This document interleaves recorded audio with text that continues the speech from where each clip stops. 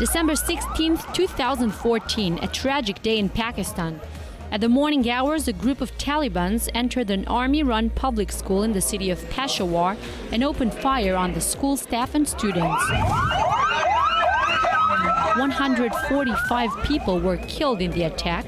132 of them were children. December 16th quickly went from a normal day to a national day of mourning for Pakistanis. The Peshawar school shooting is said to be the deadliest terrorist attack ever to occur in the country. But the attack also hit a sensitive nerve in Pakistan. Earlier this month, Pakistani 17-year-old Malala Yousafzai was awarded the Nobel Peace Prize for her fight for education and children's right to go to school safely, a struggle that remains central in the country. Our focus this week is on Pakistan.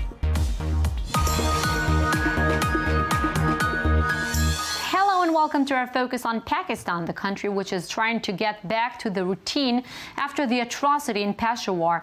Pakistani troops have managed since then to kill the Taliban leader who planned the massacre, and the government plans to execute 500 Islamist terrorists as a part of the decisive war on terror. Now, to hear more about the latest developments, we're joined now by a journalist named Mudassar Shah, who is at the moment standing outside the school in Peshawar. Hello, Mudassar, and please tell me, what kind of voices do you hear from the common people in the streets of Peshawar? In Peshawar, everybody talks about the school massacre in local transport, in local buses, shopping malls, restaurants, and hotels. There are very few people who try to change the topic, but later on they come to the same topic to discuss about the massacre. In homes, every parents compare their children with the killed children with the dead children in the school. So every morning, this morning is refreshed in every home in Peshawar and throughout the country. Mudassar, what did the Pakistanis learn from the school massacre? As far as I'm concerned, which I have seen in the streets, which I have interviewed people in Pakistan, they have learned a few things. Initially, like before this incident, they used to blame Israel or Americans or any other country for such attacks.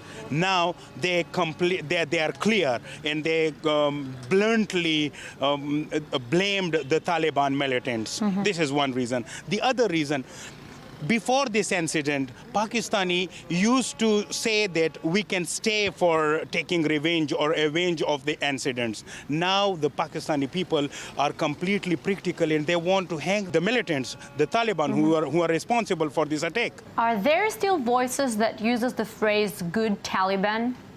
Yes, there are still voices in the community, in the society, who uses phrase "good Taliban," but they are very minor. They are very few now.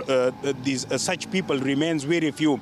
But the change which I have noticed in Pakistani society is that those who uses good Taliban, this phrase, now they find their opposition also, like a civil society members and also the community. And we heard that now the public is pressuring the government to renew the executions. Can you elaborate on this? People will not accept anything less than execution or killing these terrorists or militants who have killed children in army public school.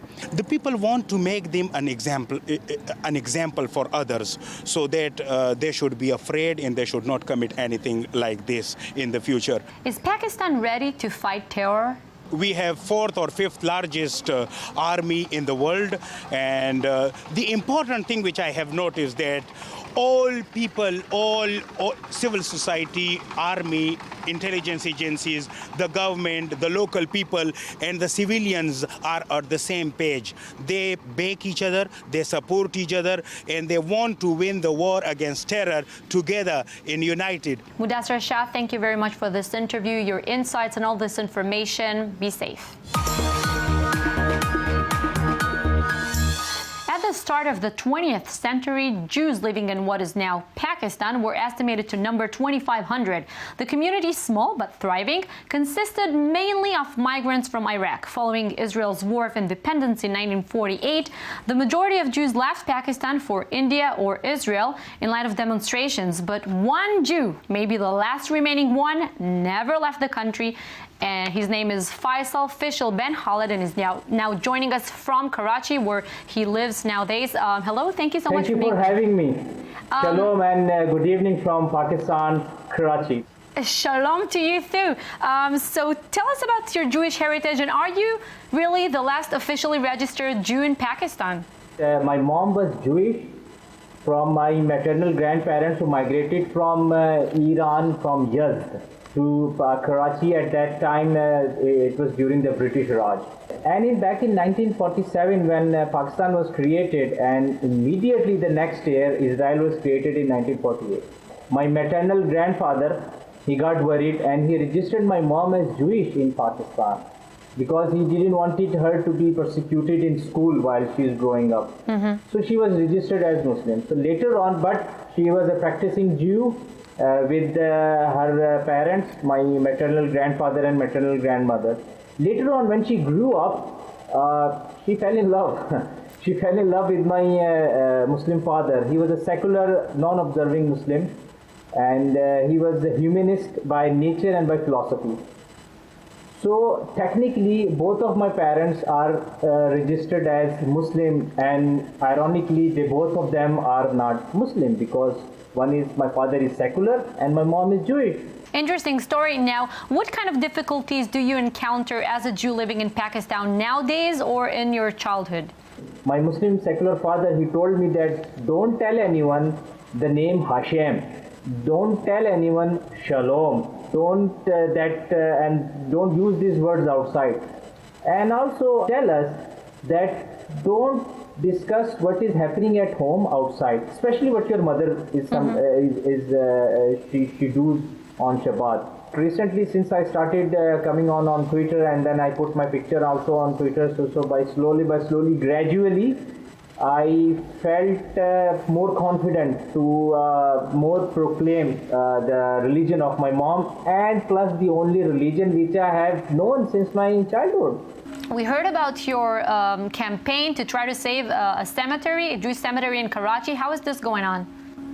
Yes, regarding the Jewish cemetery, the only thing right now needed are volunteers.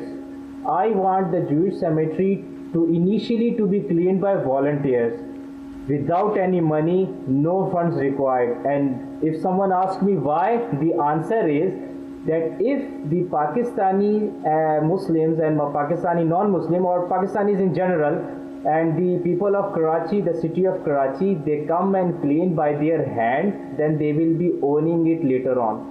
They will be considering it as a heritage of their own. We want to wish you success on your campaign. Thank you. Thank you for giving me this opportunity. And now, what else is going on in Pakistan? Asia Bibi, a Pakistani Christian woman who was sentenced to death in 2010, has filed a last appeal in Pakistan's Supreme Court. The 50-year-old mother of 5 had been convicted of insulting the Prophet Muhammad during an argument. Her case has become an international cause among human rights groups who still fight for her release. The Christian community of Karachi, Pakistan decided to tone down their Christmas festivities last week in the wake of the Taliban attack in a school in Peshawar on December 16th. Thousands of people marched in a peace walk to express their solidarity and honor the victims of the tragedy. Chinese President Xi Jinping will be visiting Pakistan in February 2015 along with a delegation composed of the heads of dozens of companies. Reports in Pakistan say that the visit could be beneficial for the country. Some of the Chinese companies may be interested in conducting projects in Pakistan. A snow leopard rescued in northern Pakistan 2 years ago will be moved to a specially designed wildlife care facility this summer. Earlier this year, a Swedish zoo had wanted to adopt the animal, but Pakistani authorities refused. Keeping it, they said, helped raise awareness about wildlife in Pakistan. Misha Rezvi is a multimedia journalist from Pakistan. She recently won an Emmy Award for outstanding research for her film Outlawed in Pakistan, a documentary depicting the struggle of a teenager who claims to have been gang raped at the age 13. Misha is currently working on another project which revolves around the staff at a medical center operating following a bomb blast in Karachi, and she's now joining us from Karachi. Tell us, Misha, about your feelings in the past few weeks. Well, it's just been so horrible. You know, the story just, it started in the morning with, first we heard like 3 children, and then the numbers just kept on getting bigger and bigger. And by the end of the evening, you didn't realize that it just hit us that it was such a big, the scale of it was so massive. It was truly a massacre. Yeah. And one of the things, you know, terrorism has become something that we have been living with for the last few years in Pakistan. So we're getting more and more used to hearing horrible stories. But this attack on children really hit home. And, you know, it's kind of united the country against terrorism in a way that other terror incidents weren't able to do so. The film that I'm working on right now focuses on a hospital that deals with terror attacks in Karachi. And, you know, they themselves were bombed. Their emergency wing was bombed a few years ago, and they've rebuilt the entire emergency. So terror is something that, as Pakistanis, we just seem to deal with. And now, I guess, is where the narrative is changing and the whole country is finally uniting behind this resolve to end this terror. So I feel like that's an important thing to show. Indeed. And do you see any gap between the way Pakistan is presented through the media and the way it is in reality? As I said, numbers are easier to report, and to dehumanize a story or a place, that is the type of reporting that end up giving you just a snapshot of, you know, so and so many people killed, you know. So whereas documentaries and long-form journalism actually allows you to give a more in-depth look. And so I'm hoping that through work, long-form work and documentary work, people get to know Pakistan a little better. Thank you very much for this interview, Misha Rezvi. In the past few months, some of us have gotten very, very familiar with Islamabad through our TV screens. You guys know exactly what I'm referring to here. Nitzan Peled for sure does, because Nitzan, do you think that Homeland's 4th season is the best one so far on Showtime Network? I wouldn't want to reveal anything, but I can confidently say that everyone involved in Homeland are getting better and better in creating suspense and tension. So in this regard, I can admit it was one hell of a season. Exactly, it's my favorite one too. And speaking of Homeland, of course, as you refer to, its 4th season was set in Islamabad, Pakistan. And while filmed in South Africa, its portrayal of the Pakistani capital was heavily criticized by none other than the Pakistani government itself.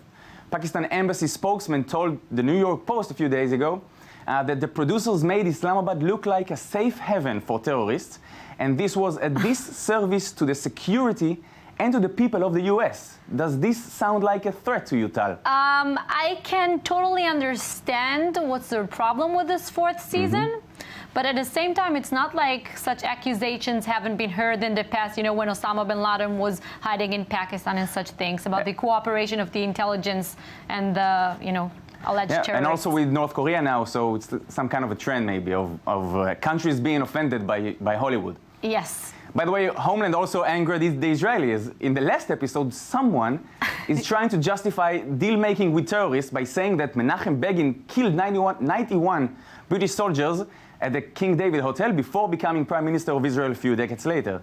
An expression that Herzl Makov, director of the Israelis Menachem Begin Center, didn't like one bit, saying that there is, of course, a dramatic difference between the cases. I totally agree with him, as an Israeli. And staying in and around showbiz, let's finish with a salute to Amir Khan. The British-born boxer who's a 2-time world champion is of Pakistani origin and was, of course, deeply influenced by the massacre in the army school. So the megastar, who's got more than 10 million Twitter followers, donated his £30,000 worth of gold-threaded shorts to the reconstruction efforts of the school.